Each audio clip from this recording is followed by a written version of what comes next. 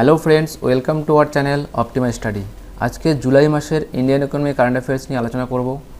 তোমরা WBCS বিভিন্ন competitive এক্সামের জন্য যারা প্রিপারেশন নিচ্ছ, আমাদের চ্যানেলটি সাবস্ক্রাইব করা না থাকলে অবশ্যই সাবস্ক্রাইব করে নেবে। আর ইন্ডিয়ান ইকোনমির কারেন্ট অ্যাফেয়ার্সের ভিডিওগুলো আমি রেগুলারলি প্রত্যেক মাসে দিয়ে যাচ্ছি।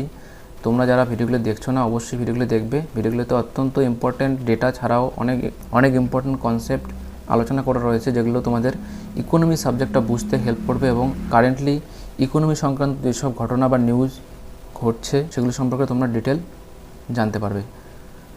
শুরু করছি আজকের Indian economy current affairs for the month July. First question is, on July 25, 2020, the Reserve Bank of India extended 400 million USD of currency swap with, তাহলে কোন কান্ট্রির সাথে India 400 million USD currency swap agreement sign করেছে? তো এটা অ্যান্সারটা হচ্ছে Sri Lanka. Currency সোয়াপটা কি? কারেন্সি সোয়াপ হচ্ছে একটা প্রি-ডিফাইন্ড এক্সচেঞ্জ রেটে দুটো কান্ট্রির মধ্যে একটা লোন এগ্রিমেন্ট, এবং যে এগ্রিমেন্টটা একটা প্রি-ডিফাইন্ড এক্সচেঞ্জ রেটে হবে এবং একটা নির্দিষ্ট সময়ের জন্য হবে। তো এক্ষেত্রে কী হচ্ছে, মার্কেটের যে ভোলাটিলিটি, এক্সচেঞ্জ রেটের যে কম বেশি হয়, তো সেটার থেকে দুটো কান্ট্রি নিজেকে প্রোটেক্ট করতে পারছে। তো এক্ষেত্রে সে কান্ট্রি ডলারে হোক বা INR হোক, মানে ফরেক্স রিজার্ভে যে কারেন্সিগুলো রয়েছে, তো সেই কারেন্সিগুলোর মধ্যে যে কারেন্সির দরকার হবে সেই কারেন্সি কোনো একটা কান্ট্রির কাছ থেকে অ্যাজ এ লোন নিতে পারবে, এবং আগের থেকেই বলা থাকবে যে এত বছরের জন্য নেওয়া হচ্ছে, এই এক্সচেঞ্জ রেটের মাধ্যমে সেটাকে আবার রিপেমেন্ট করা হবে। তো এইভাবেই এই ফান্ডের উপর ভিত্তি করেই আমাদের reserve bank of India RBI SAARC কান্ট্রিগুলোকে নিয়ে, আমরা জানি সার্কে হচ্ছে South Asian Association of Regional Corporation, তো সার্ক কান্ট্রিগুলোকে নিয়ে তো রিজার্ভ ব্যাঙ্ক অফ ইন্ডিয়া 2012 সালে সার্ক কান্ট্রিগুলোর উদ্দেশ্যে $2 বিলিয়ন অ্যামাউন্টের একটা ফান্ড তৈরি করেছে। তো যার প্রাইমারি উদ্দেশ্য হচ্ছে এই সার্ক কান্ট্রিগুলোর মধ্যে যদি কারো ডলার বা INR বা অন্য কোনো ফরেন কারেন্সির দরকার হয়, সেক্ষেত্রে সেই ইন্ডিয়ার সাথে এগ্রিমেন্ট করতে পারে। তো অ্যান্সার হচ্ছে Sri Lanka. Currency swap is a transaction at which two parties exchange an equivalent amount of money with each other but in different currencies. The parties are essentially loaning each other money and will repay the amounts at a specific date and exchange rate. RBI signs $400 million currency swap with Sri Lanka. Actually আমাদের RBI এর যে এই কর্পাসটা রয়েছে $4 billion, এর ক্ষেত্রে SAARC কান্ট্রিগুলোতে দেওয়ার জন্য, সেক্ষেত্রে কিন্তু $4 মিলিয়ন হচ্ছে ম্যাক্সিমাম অ্যামাউন্ট, এর বেশি কিন্তু দিতে পারবে না। Next question, world bank and the government of India signed loan agreement of how much amount to enhance support for the Namami Ganga programme that seeks to rejuvenate the Ganga river. তো Ganga river rejuvenate করার জন্য world bank কত টাকার loan government of ইন্ডিয়াকে দিচ্ছে? এটাও হচ্ছে $400 million. এটা হচ্ছে second national Ganga river basin project, যেটা ওয়ার্ল্ড ব্যাঙ্ক অ্যাপ্রুভ করেছে, এবং এটা হেল্প করবে গভর্নমেন্ট অফ ইন্ডিয়ার নামামি গঙ্গার প্রজেক্টগুলো to controlling pollution of river and restoring the water quality in river basin area. Next, who launched UPI auto pay feature for recurring payments? Reliance, Paytm, PayZapp and এর অ্যান্সারটা হচ্ছে NCPI, National Payment Corporation of India. স্পেলিংটা ভুল হয়ে গেছে, NPCI হবে। তো আধার কার্ডের যে চিফ আর্কিটেক্ট নন্দন নীলেকানি কমিটির রেকমেন্ডেশন অনুযায়ী আধার কার্ড আমাদের ইন্ডিয়াতে ইমপ্লিমেন্ট করা হয়েছিল। এই নন্দন নীলেকানি অ্যানাউন্স করেছে যে national Payment Corporation of India has gone live with the auto pay feature on the UPI unified payment interface platform. এই প্ল্যাটফর্মের মাধ্যমে আমরা অটোমেটিক কেউ পেমেন্ট করতে পারবে, যেমন বিভিন্ন ধরনের যে সাবস্ক্রিপশানগুলো নেটফ্লিক্স, অ্যামাজন প্রাইম বা ডিসনিতে যে সাবস্ক্রিপশানগুলো হয়, পার মান্থ একটা চার্জেস এখানে দিতে হয়, এবং সেটা অটোমেটিক্যালি এটাকে সিলেক্ট করে রাখা যেতে পারে এবং সেটা অটোমেটিক্যালি অ্যাকাউন্ট থেকে কেটে নেবে। এই ফিচারটা চালু করেছে NPCI, national Payment Corporation of India. Who launch digital India Atmanirbhar Bharat app? খুবই ইম্পর্ট্যান্ট, আত্মনির্ভর ভারত অ্যাপ লঞ্চ করা হয়েছিল by the ministry of electronics and information technology and NITI Aayog, MeitY and NITI. Ministry of electronics and information technology and NITI Aayog launch digital India Atmanirbhar Bharat app for the innovation challenges to help the entrepreneurs of startups of India. Entrepreneurs এবং স্টার্টআপসদের help করার জন্য Atmanirbhar Bharat app launch করেছে ministry of electronics and information technology and NITI Aayog. NITI Aayog বা national institution of transforming India planning কমিশনকে scrap করে এসেছিল।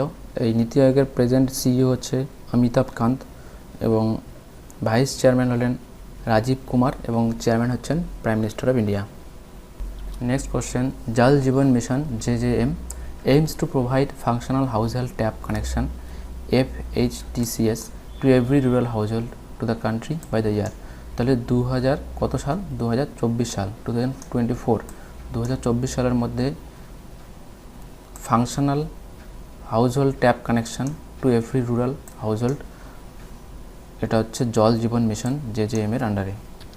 এটা লঞ্চড হয়েছিল 2019 15 August. Prime minister of India 73rd independence ডেতে এটা ঘোষণা করেছিলেন from red fort. Next question, recent data of WPI বা wholesale price index and CPI বা কনজিউমার প্রাইস ইন্ডেক্স আর। তো wholesale price index and consumer price index এটা হচ্ছে inflation মেজারমেন্টের দুটো পদ্ধতি। তো রিসেন্ট যে WPI এবং CPI এটা এই ডেটাগুলো কী রকম শার্পলি ইনক্রিজ হচ্ছে কি মডারেটলি ডিক্লাইন হচ্ছে, ভেরি হাই ভেরি লো। তো ভেরি হাই ভেরি লো হলে না অবশ্যই তোমরা জানতে পারতে এই দুটোর মধ্যে কনফিউশন হতে পারে। তো অ্যাকচুয়ালি মডারেটলি ডিক্লাইন্ড। তো কোভিড-19 পরিস্থিতির জন্য তোমরা অনেকেই ভাবতে পারো যে জিনিসের দাম বেড়ে যাচ্ছে, মানে ইনফ্লেশন হচ্ছে, মানে বেশি হবে, কিন্তু এটা কিন্তু হয়নি, অ্যাকচুয়ালি কমে গেছে। WPI এবং CPI দুটোই 2019-এর তুলনায় কমে গেছে। যদিও আমি এখানে তোমাদের ডেটাগুলো দেখাচ্ছি। WPI বা হোলসেল প্রাইস ইন্ডেক্স সেটা হচ্ছে -1.81 as compared to 2019 data of June.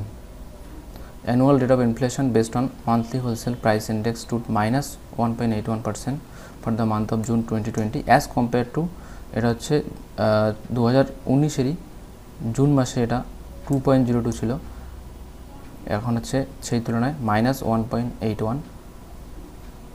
আর এটা WPI পাবলিশ করে economic adviser in the ministry of commerce and industry.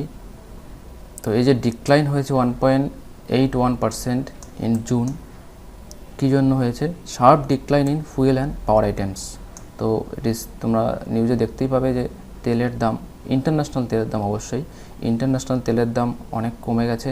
যদিও আমাদের ডোমেস্টিক প্রাইস বাড়িয়ে দিয়েছে, কিন্তু ইন্টারন্যাশনাল ফুয়েল প্রাইস অনেক কমার জন্য হোলসেল প্রাইস ইন্ডেক্স WPI অনেকটা কমে গেছে। যদিও ফুড আর্টিকেলস রিমাইন্স এক্সপেন্সিভ, ঠিক আছে, সবজির দাম বিশেষ করে অনেকটা বেশি আছে, কিন্তু হোলসেল প্রাইস ইন্ডেক্সে ফুয়েল এবং পাওয়ারের শেয়ারটা অনেক বেশি রয়েছে পার্সেন্টেজ ওয়াইজ, তো সেজন্যই WPIটা কমে গেছে। এবং CPI যেটা consumer price index is published by ministry of statistics and programme implementation NSO, national statistical office NSO। তো CPI ডিক্লাইন করেছে, এখন হচ্ছে 6.09 জুন 2020 ডেটা, জুলাইয়ের ডেটা এখন আসেনি। তো জুনের হচ্ছে 6.09%, যেটা মে 2020 ছিল 6.27%। তাহলে এটাও হচ্ছে কমে গেছে এবং এটা WPI তো -1.81%, তো দুটোই মডারেটলি ডিক্লাইন। নেক্সট হচ্ছে which financial institution of India has released financial stability report. Financial stability report K publish করে? এটা হচ্ছে reserve bank of India RBI। Financial stability রিপোর্টে একটা খুব ইম্পর্ট্যান্ট যেটা RBI ঘোষণা করেছে সেটা হচ্ছে bank NPS non performing assets could rise to highest in 20 years. ঠিক আছে, খুবই ইম্পর্ট্যান্ট। নন পারফর্মিং অ্যাসেট একটা বাড়ার সম্ভাবনা, তোমরা জানো মরাটোরিয়াম ঘোষণা করছে বিভিন্ন লোনের জন্য ব্যাঙ্ক, মানে লোনের পেমেন্ট বা EMI ডিফার্ট করে দিচ্ছে, এবং অনেক লোক কাজ হারানোর জন্য এবং বিজনেস বন্ধ হওয়ার কারণে ব্যাংকের যে ব্যাংক থেকে লোন নেওয়ার জন্য যে EMI দিতে হয় সেটা দিতে পারছে না, যার জন্য NPS একটা বাড়ার সম্ভাবনা রয়েছে, এটা RBI এর ফাইন্যান্সিয়াল স্ট্যাবিলিটি রিপোর্টে বলছে। নেক্সট হচ্ছে maximum maturity days of holding commercial paper আর। তো কমার্শিয়াল পেপার হোল্ড করার ম্যাক্সিমাম টাইম কত? তো এটা হচ্ছে 270 ডেজ, 270 দিন বা 9 মাস। কিছু কিছু ক্ষেত্রে এটা কিন্তু 1 ইয়ারও হয়ে থাকে, 1 বছরের জন্য হয়ে থাকে, কিন্তু normally commercial paper maximum maturity days হচ্ছে 270 ডেজ বা 9 মান্থস। এটা হচ্ছে is an unsecured promissory note with a fixed maturity not more than 270 days. Commercial paper is usually sold at a discount from face value and generally carried lower interest repayment dates than bonds due to shorter maturity of commercial paper. তো commercial পেপারটা একটা discount রেটে দেওয়া হয়ে থাকে।